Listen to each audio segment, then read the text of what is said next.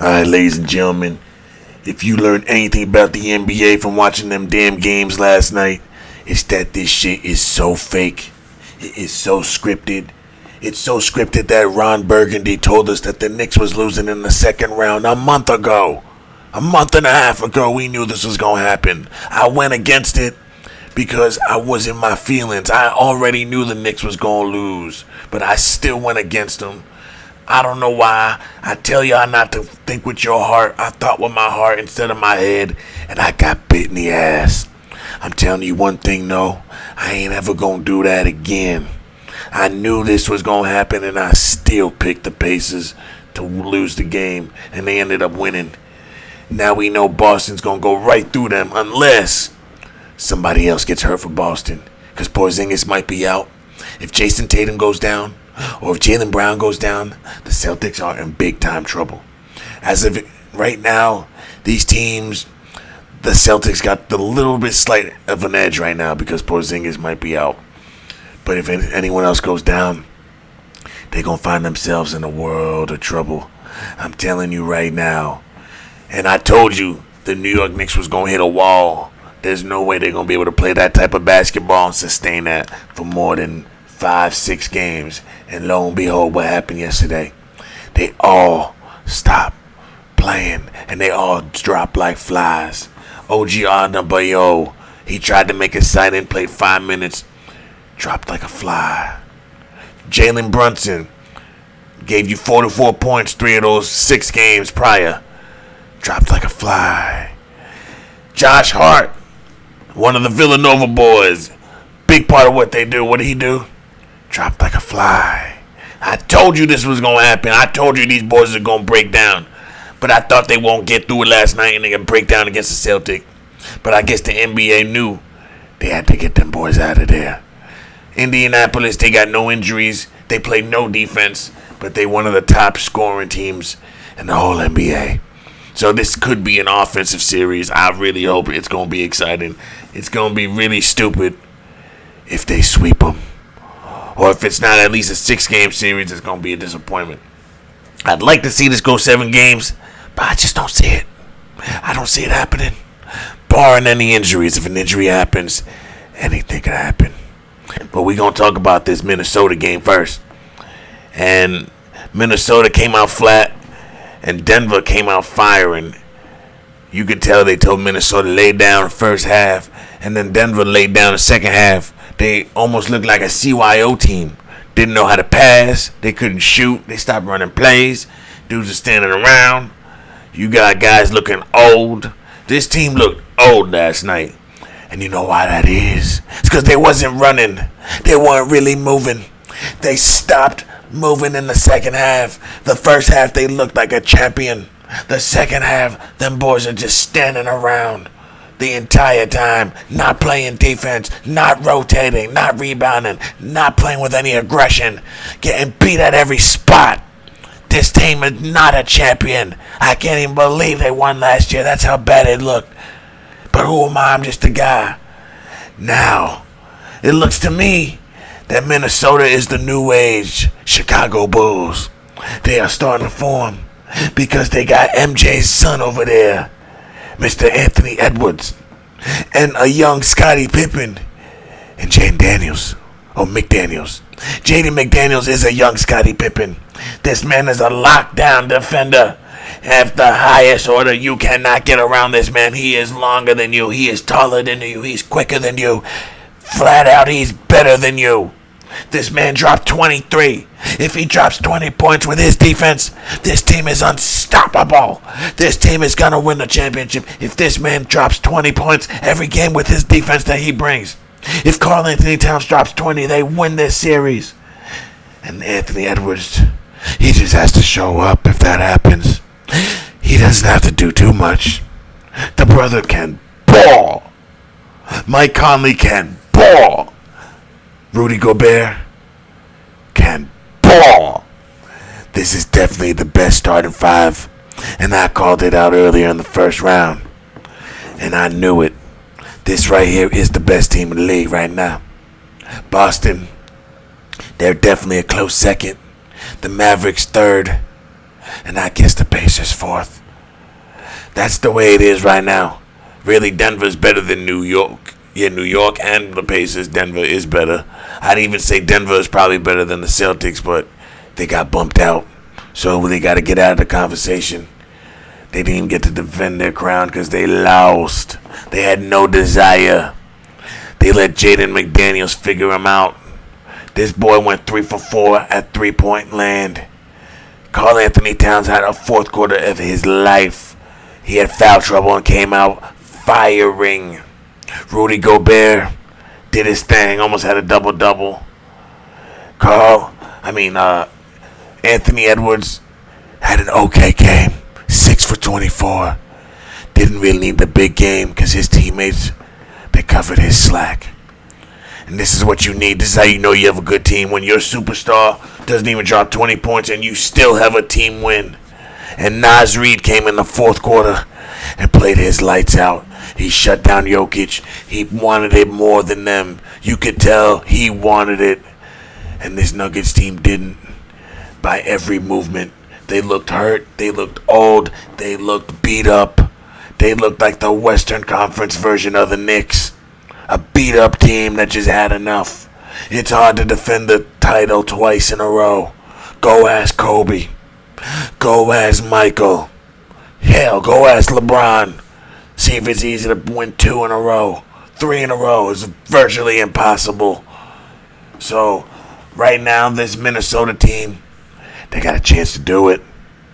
If they win this year, and they can get this brother another guy, this team is a champion for the next 3 out of 5 years, I promise you. If Jaden McDaniels develops and they can get another 2 guard or a point guard that is a superstar, a Trae Young. Let's say Trae Young joins this team with Anthony Edwards and McDaniels and Gobert and Karl Anthony Towns. How are you going to beat this team? How? You ain't. So they best be able to get another player, virtually, really a point guard that's bigger, better than Mike Conley. Because Mike Conley's good, but he ain't going to be around forever. He's like 38. How much more are you going to get out of him? A year, 2, 3, max? So you need somebody. But I think this team is the standard. And if there's any team that can beat them, it's the Mavericks. The Mavericks it's a decent matchup. They got Luka, they got Kyrie, and they got PJ Washington, the second coming of Michael Jordan. I forgot. So it's interesting. It's gonna be interesting to see how they play the matchups. I think you got to put Mike Conley on Kyrie, because if you put Edwards on Kyrie, now you're gonna be small with Mike Conley. How you gonna hide Mike Conley? They're gonna take advantage of Mike Conley and get his small ass on the post and back his ass down. So they gotta figure out a way to make sure that Mike Conley is not gonna get in the way of them winning this series. Because if he's a liability, they could lose just because of him by himself. But then again, they can expose Kyrie Irving as a liability on defense. So it's going to be very interesting to see. I'm going to call this game tomorrow. I just wanted to call my rant on this stupid-ass game. Clearly, Denver was going to win, and they laid down. They got the signal to lay down in the second half.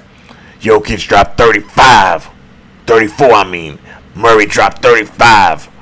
69 points between the two of them, and no one else can show up. It's straight bullshit. Michael Porter, where the hell were you? There's an APB out for this motherfucker. Where are you? Where is Michael Porter? Where was Aaron Gordon, huh? You want to show out against LeBron, act like the man, but where were you against a team that's not as good? With not as skilled, not as experienced. But they wanted it more than you. Where were you? Caldwell Poe? Huh? 1 for 4, 2 for 7, 2 for 5, 3 for 12. That's why you're at home watching. No one else could muster double digits. No one else. This was embarrassing. This makes me laugh. This makes me sick. I don't know how this team was a champion last year. I guess it shows how weak the NBA was last year and how light the NBA was. There wasn't another team last year. I told you there was no competition last year. That's why the Nuggets won. It was because it was a down year in the NBA. No one else stepped up. I thought it was going to be the Lakers last year. Boy, was I wrong. And it shows you the young talent has arrived. And it's only going to get more exciting. It's only going to get more better, ladies and gentlemen. I advise you buckle up. I'm going to talk about this Pacer game. This was just hard to watch in the beginning. I watched the first quarter and I knew it was over. Indy scored 39 points. Where was the defense by New York? You give up 39 points in the first quarter. The game's over right there. The game is over in the first quarter because you give up 39. You can't come back from that. That means you're not playing defense. That means you're letting guys shoot and score and go right by you. Look at this. 8 for 15, 8 for 8. Where's the resistance? 7 for 11, 8 for 10. 10 for 17. They were making everything. That means there was no resistance. No one in their face. Every time you root for New York, anytime you pick them when you most need them, they let you down. They gonna make you cry. They gonna make you put your tail between your legs. That's why you should stay away from gambling on the NBA and NFL, because they gonna play you like a little fiddle. They gonna get your hearts and crush it every single time. Their bench, they had a 9-point guy, a 12-point guy. That was it. But then everybody on their starting lineup basically scored 20 points. That means the Knicks were not playing defense, or they were just getting toast. I'm going to go with the first choice because they were playing defense the other games. But now all of a sudden you give them 130 points. And guys dropping like flies. And I told you guys this would happen. I told you the Knicks would hit a wall. And it just so happened in Game 7. And it just so happens with Tom Thibodeau, all his teams happen to do this. Any team that Tom Thibodeau coaches, they all get hurt. It's the style in which he coaches, in which he demands, and what he does with his players. Overplaying them, the emphasis on defense. This is what comes with it. It's all wear and tear injuries. Brunson, wear and tear. Josh Hart, wear and tear. OG on the bye, wear and tear. Randall is the only one that wasn't a wear and tear injury. Something's got to be done. Something's wrong. The Knicks need another star, another player, without blowing it up. Somehow they got to keep all their players in line and just get one more guy that can help them get over the top. That's what this team needs. They need a guy that can say, give me the ball, I'm scoring. There's nothing you or you can do about it. They don't have that guy. Brunson is, but he's small. You put a bigger guy on him, he gets shut the hell down. So they need a big guy that's reliable, that can get it done. A veteran that's been there and done that. Because you look here, if someone goes down, someone like, where is he?